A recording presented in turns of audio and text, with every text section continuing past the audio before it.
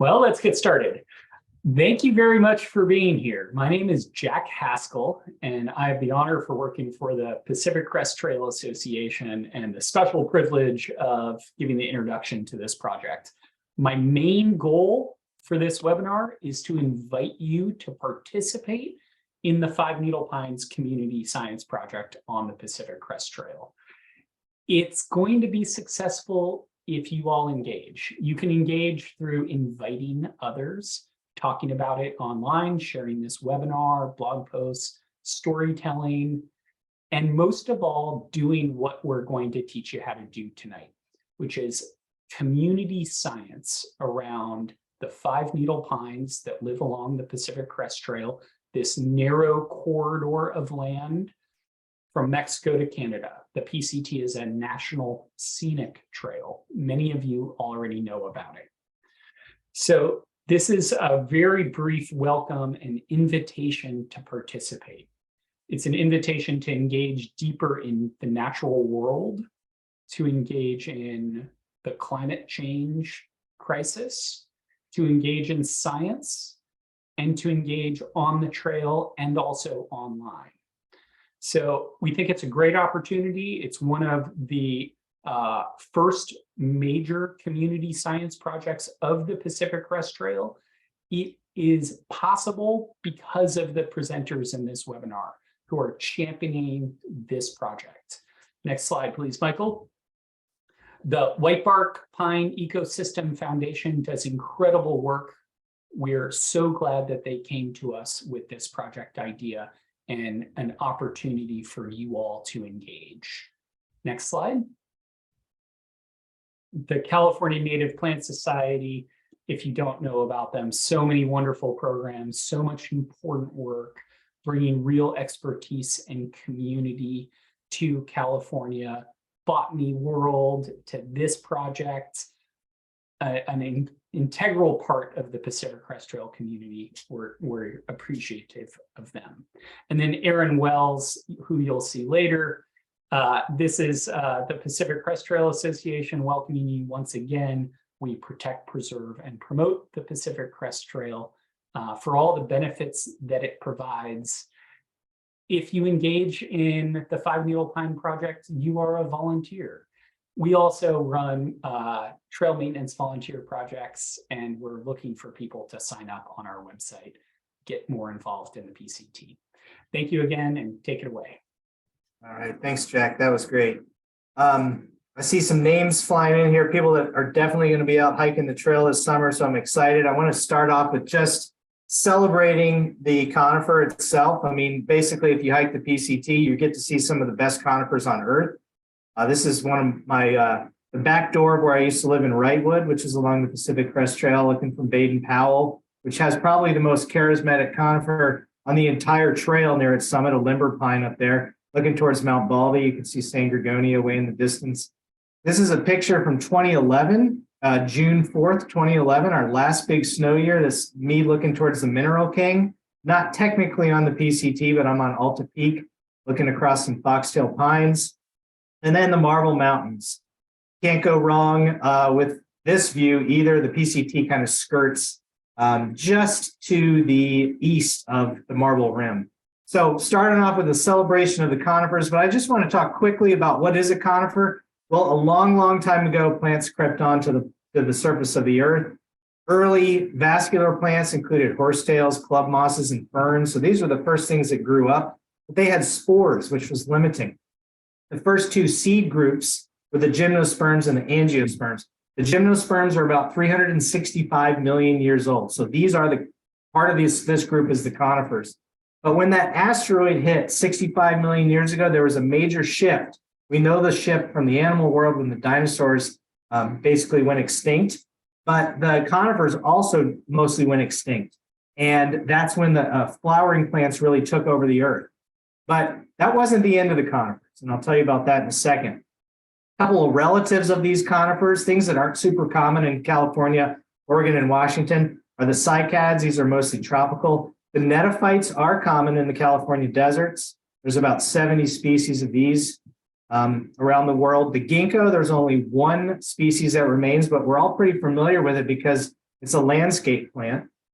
And then the conifers, at least the female ginkgo is a landscape plant. The male conifers have been left, or the male ginkgos have been left behind. But the conifers, this is our focus today, mostly the pines. There's about 630 species left, and this is from around 20,000 species from before the asteroid.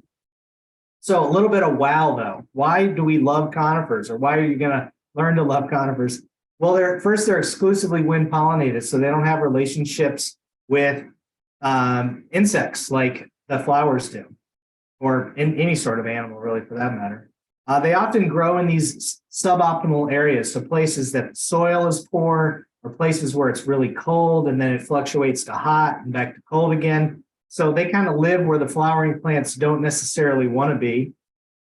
They're generally restricted to higher elevations and latitudes, hence the celebration of the conifers along the Pacific Crest Trail, walking one of the longest cordilleras in Western US. And then this is wild to me. This is conifers, there's less than 1% of all plant species on Earth are conifers, yet they still cover 30% of the forested land. So even though there's this major decline in conifers, they still do really well in the right places. They're also the largest, tallest, and oldest living things on the planet, and all three of these are in California. So I'm going to familiarize you really quickly with the pines that we're going to be working with. This is a limber pine. This is another picture from the San Gabriel Mountains. I was lucky enough to live there, like I said, for a while, and I really fell in love with the PCT through here, but also the amazing conifers along the way. And you'll see the range map, there's not a lot of limber pine along the Pacific Crest Trail. It's basically in the transverse ranges and then a few places in the Sierra Nevada. And once you get north of Yosemite, they're gone.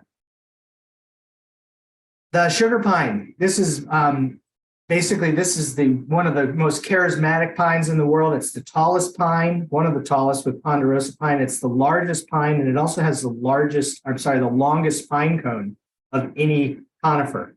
And you'll recognize them. This is along the Pacific Crest Trail above the Klamath River and the Klamath Mountains. You'll recognize them by the way they hold those cones out and sort of extend that seed far away from the mother tree so that it flutters down and germinates a safe distance away. Western white pine become common in the Sierra Nevada all the way north to the Canada border. I like to think of them as the dinosaur foot tree. They have this real charismatic shape, buttressing, and then the scaly look to that dinosaur foot as it plants itself into the ground. This is a picture from the Trinity Alps wilderness along the Pacific Crest Trail. And then Whitebark Pine. So this is the organization that I'm a board member of, the Whitebark Pine Ecosystem Foundation, and this is sort of the impetus for this project, but we care about all the 5 needle pines. But really the Whitebark Pine and the Western White Pine are the two that are struggling the most currently. So again, we're looking to collect as much information as we can about all these 5 needles. But I like to think of the Whitebark Pine as that true alpine summit tree that helped drive this project in a lot of ways. And then lastly, a California endemic, the foxtail pine. They only live in 2 pockets along the Pacific Crest Trail, basically from the southern Sierra Nevada and Sequoia National Park. You really start to pick them up there, just into Kings Canyon, and then they disappear. And then you get to see them again when you reach the Klamath Mountains. In the Trinity Alps, in particular, there's a wonderful stretch of the Pacific Crest Trail. Just as you enter the Trinity Alps, really, that's one of my favorite stands of this tree. And then here's a little schematic. You may have seen this online, but basically it's where these trees live along the Pacific Crest Trail. So limber pine, sugar pine show up first in the Laguna Mountains, but then the limber pine are intermixed with sugar pine, intermittently foxtail, and then whitebark and western white from Central Oregon north are the only 5 needle pines. All right, so that's our quick introduction. I'm going to turn it over to Aaron to discuss threats.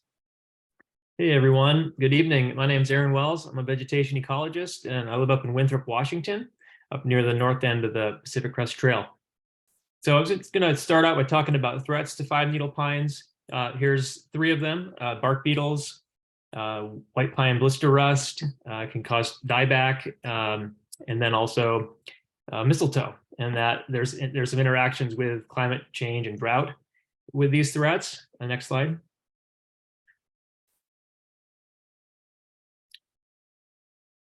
And wildfire is another threat. And again, there's an interaction with climate change there, where as the the climate changes and areas get hotter and drier, there's more fires, forests burn.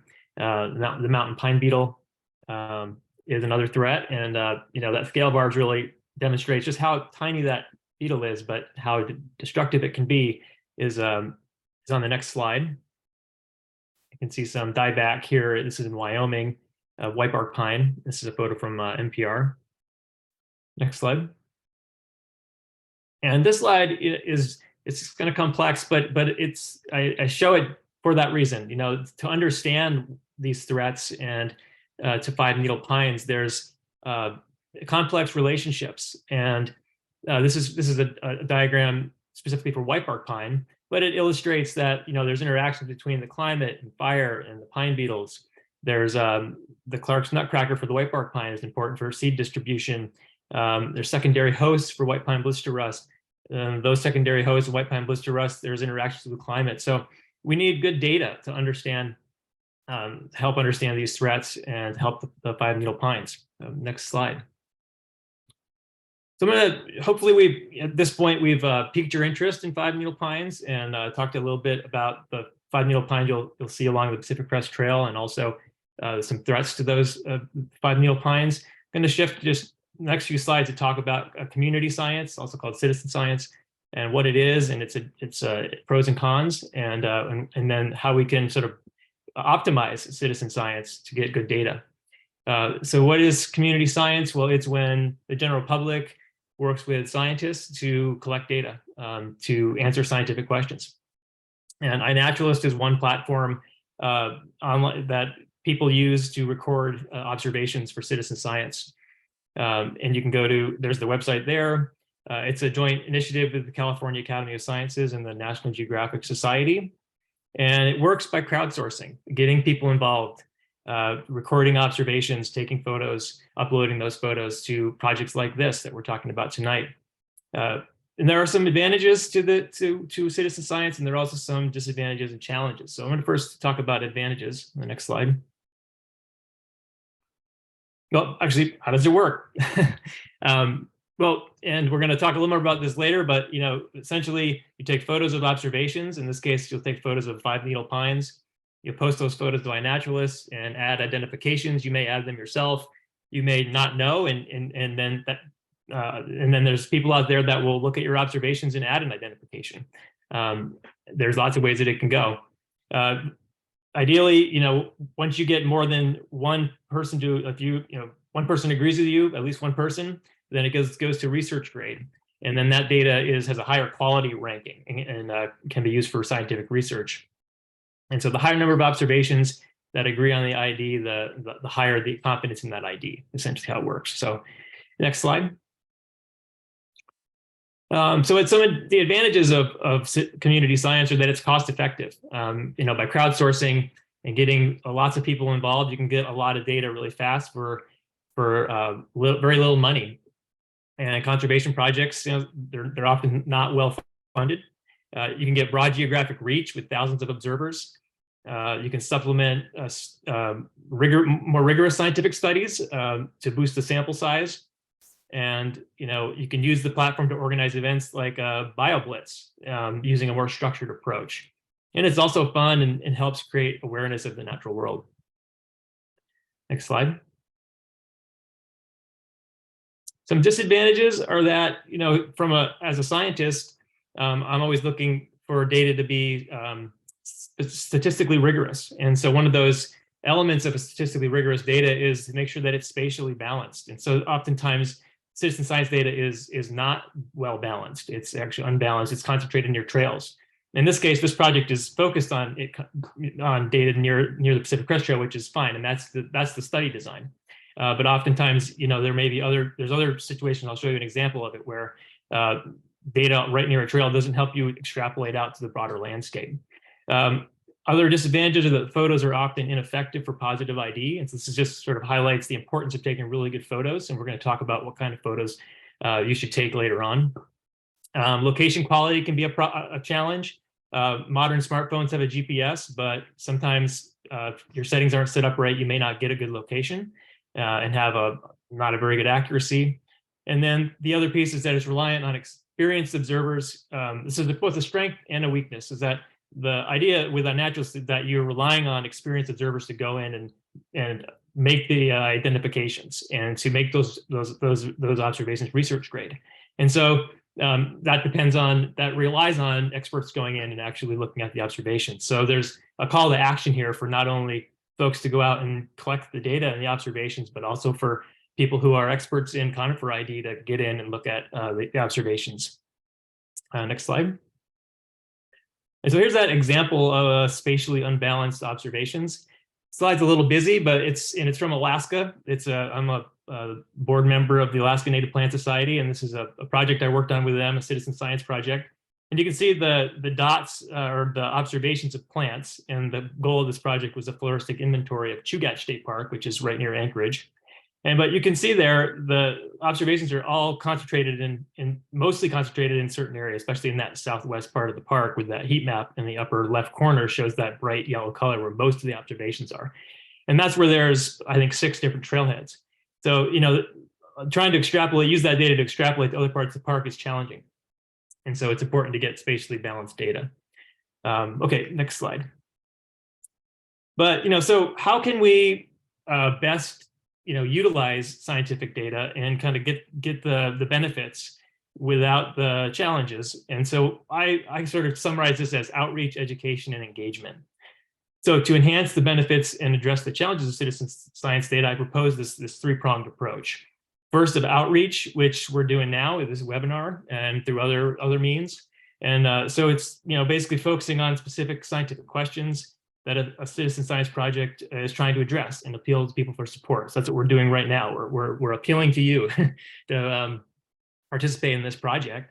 The other piece is education, and it's providing people with knowledge needed to contribute high quality data that will have the highest and greatest impact for future research that incorporates citizen science data. And again, this webinar is just a brief introduction to those 5 needle pines, and we also are going to introduce you to some reference material at the end that can help you make good identifications of 5 needle pines.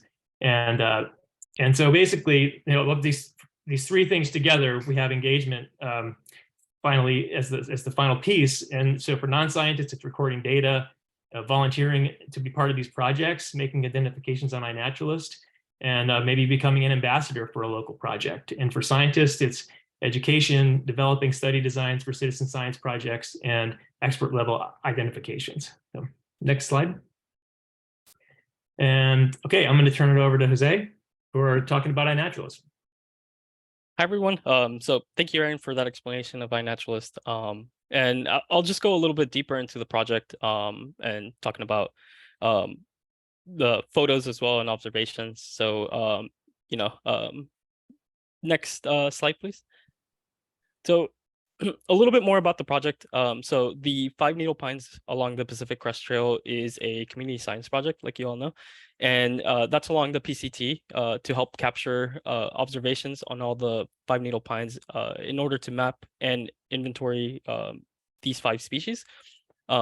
So it is a collaborative project, like we said, between the Whitebark Pine Ecosystem Foundation, the Pacific Crest Trail Association, and CNPS.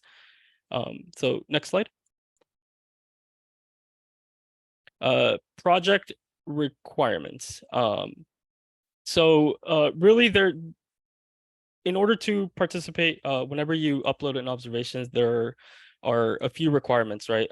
One is that you observe one of the 5 needle pines. So that's one of the requirements. 2 is that it's got to be detailed photographs.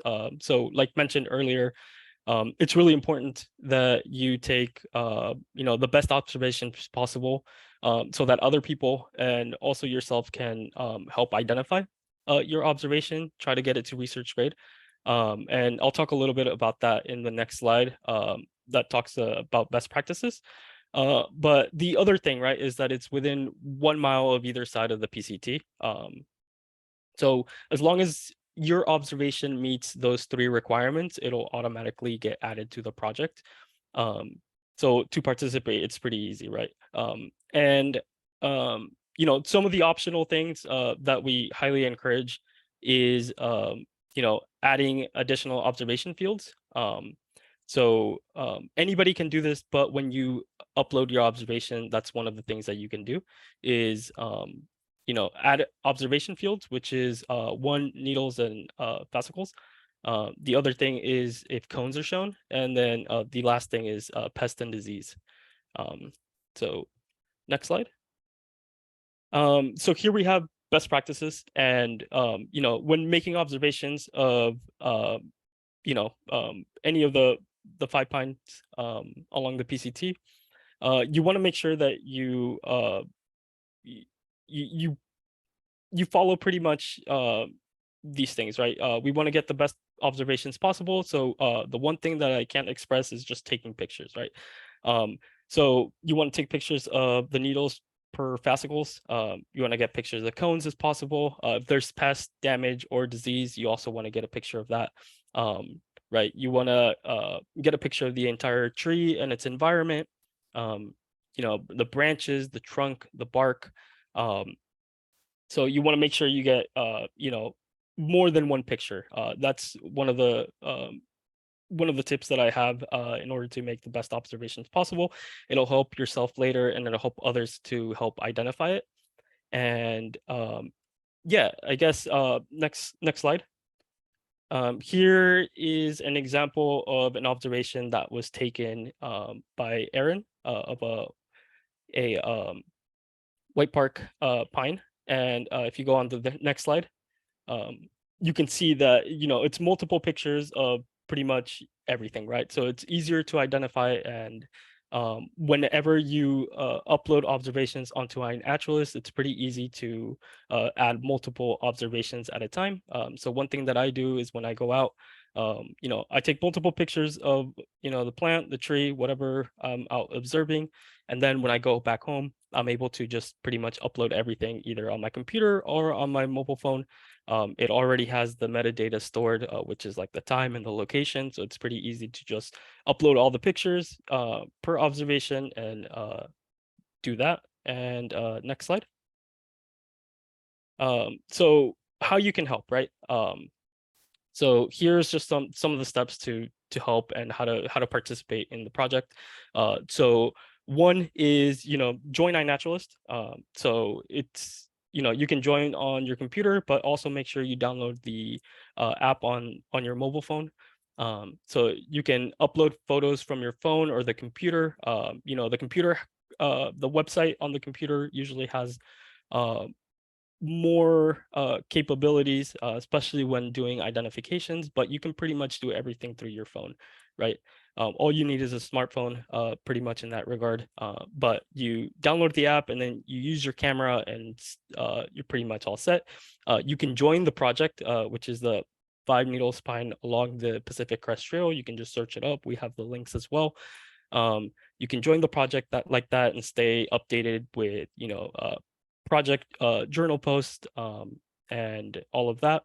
And then you know, we have the webinar, of course, that's happening right now. And then another way to also participate, right? Not everybody has equal access to the outdoors, and going out to the PCT is it's quite a ways for, you know, especially if you don't live nearby. But you can also help by spreading the word.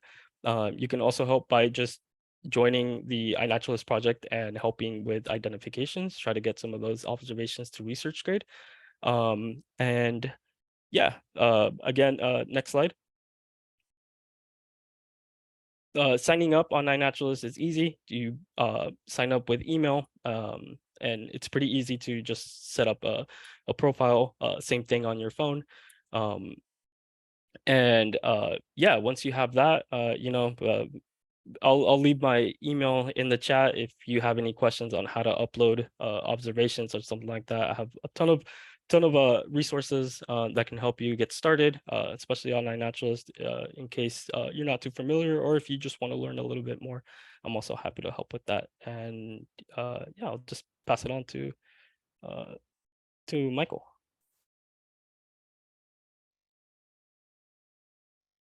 Okay, great. Thanks, Jose.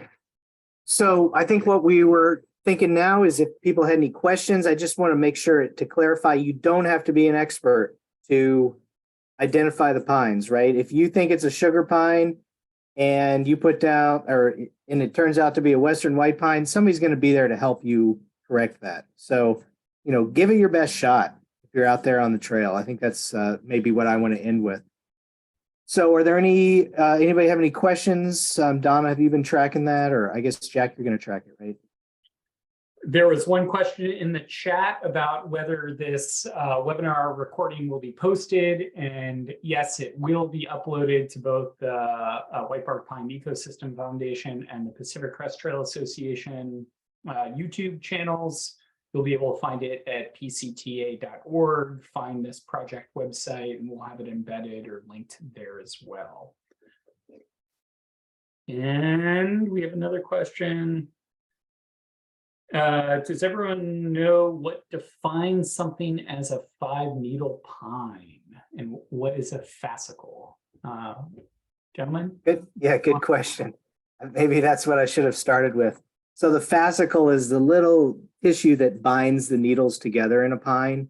And pines typically have multiple needles per fascicle. In California, we do have a single leaf pinion that only has one needle per fascicle, but all other pines are going to have 2 or 3 or 5 typically. So the 5-needle pines obviously are going to have the 5 needles per fascicle. So if you count those fascicles and there's 3 needles, it's going to be probably a ponderosa pine or a Jeffrey pine. So anyway, if you see 5 needles in a bundle together, take a picture of it. Capture the cone, capture the bark. Yeah, it's that I like the word bundle or a bunch. You look at the bunch of needles and count them. If there's 5, upload it to iNaturalist. We have some more questions. Do we need to adjust our settings in any particular way to ensure that GPS gets recorded with our photos? Jose, can you handle that one? Yeah, I can answer that one. So if you, I'm not too familiar with like a digital camera.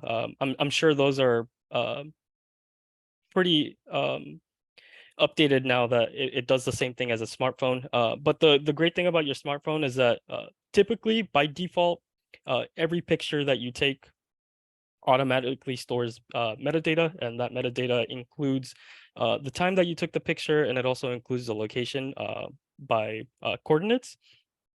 So even if you're out hiking and there's no internet connection, whenever you do take a picture, it shows exactly where you took it. So it makes it super easy to just upload a picture with those coordinates already stored.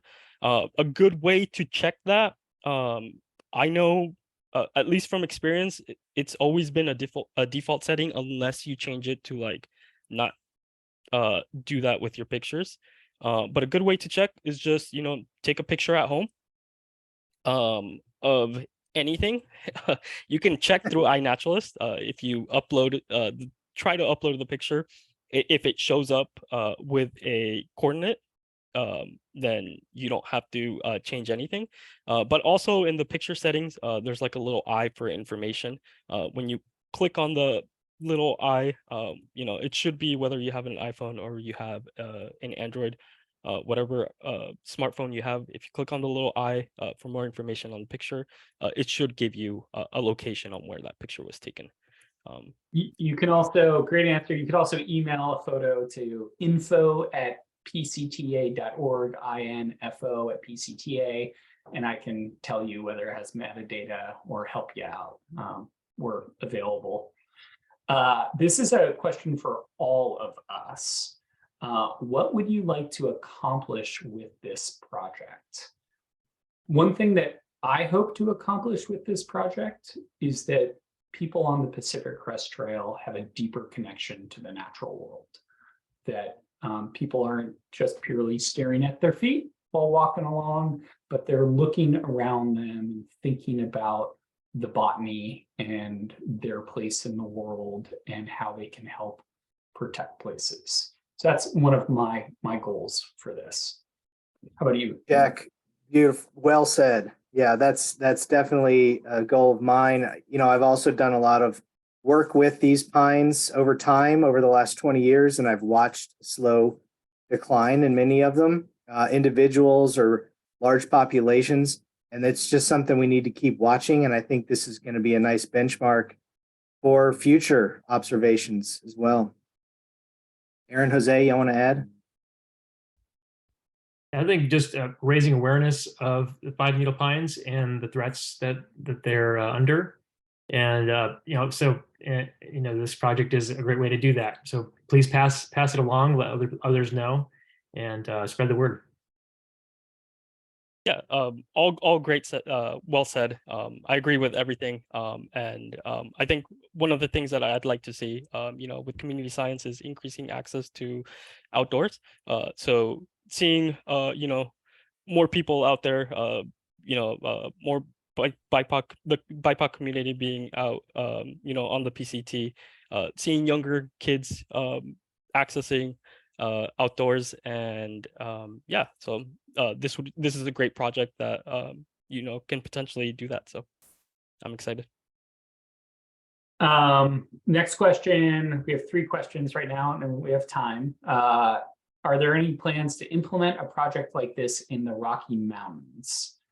I'll take that. When I cooked this up and I reached out to Jack and Jose, I also reached out to the Continental Divide Trail Association because I hiked the Continental Divide Trail, and I'm an avid long distance hiker, and had some initial conversations. I'm glad we didn't launch it in 2 places this year, but I think I definitely want to get something like this going on the CDT. I also am the board director of the Bigfoot Trail Alliance. If anyone's into hiking a little bit shorter trail, I want to implement something like this on the Bigfoot Trail soon. So yes, we're going to get this thing out there.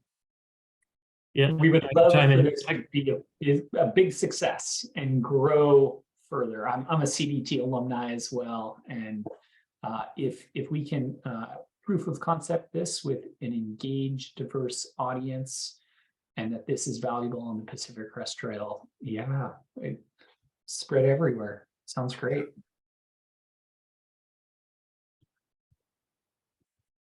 Brad has a question. General question about iNaturalist. Here in the East, there are a lot of non-endemic plants, but since I'm not great at identification, I might upload an observation of introduced species. Is that okay? Yes, of course.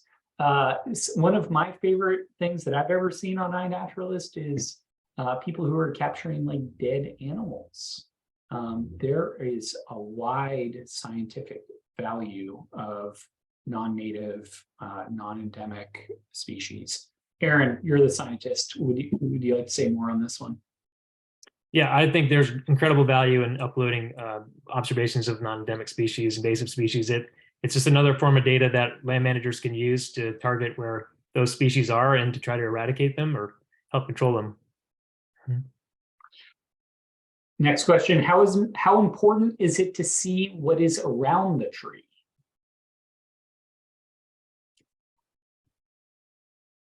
You want to take that, Aaron, or you want me to take it? I'll go. Yeah. I think it's important to get some context for the environment for the tree. I think that's a really important piece. And I think just 1 or 2 photos is all that you need. And it can also be good to just look around the base of the tree for cones or cone fragments, especially for whitebark pine. The cones get torn apart by birds, and you don't always find intact cones, but you can find the cone scales, and those are really important for identification. So we have a great final question. Besides raising awareness, how will this information be used to protect the 5 needle pines? So one thought here is we need to see how this project goes. We need to see it be successful and generate a large data set. So this isn't like, in my view, it's not a 2023 project. If it's successful, we're just getting started on years of data collection. So it might well be that 20 years from now, the data that we collected this summer and next summer has uses that we haven't even envisioned yet. But Michael, I know that you've been very involved in the whitebark pine protections. Can you speak a little bit more about how the Pacific Crest Trail transect could benefit the protection of those? Sure. Yeah, I mean, one thing is just where is white pine blister rust? Where are bark beetles infestations high and active in any particular year? So, you know, those are things that you might not necessarily know you're catching, but if you take a picture of the whole tree, there's some branch dieback, that might be a sign of blister rust, maybe a new instance of blister rust. And blister rust is a non-native fungal pathogen that has arrived in the western white pines from Europe. So this is relatively new, last 100 years, been moving through pines.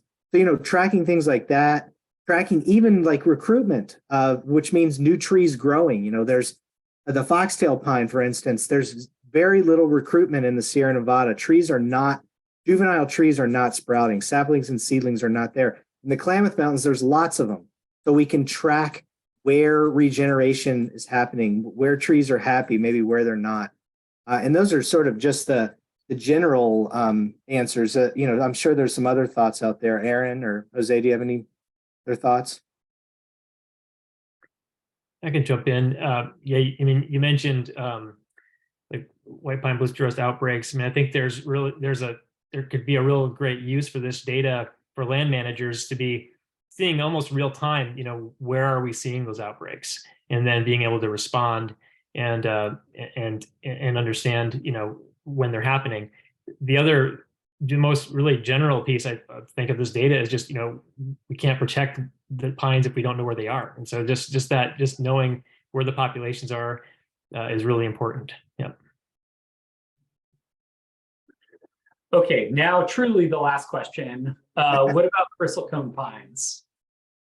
They are not along the Pacific Crest Trail. It's basically the foxtail pine is a very close relative of the bristlecone pine. Bristlecones live in the White Mountains and across the Great Basin into Nevada and Utah. Rocky Mountain bristlecones on the Continental Divide Trail, but no bristlecones along the Pacific Crest Trail. Thank you all. Thanks to the presenters. Thank you to the attendees, and thank you to everyone who watches this later on YouTube. But most of all, thank you for caring about the Pacific Crest Trail, about nature, and getting involved. If you haven't yet, go download iNaturalist, join the Pacific Crest Trail Pine Project. We need to see the data. We need to see more uploads.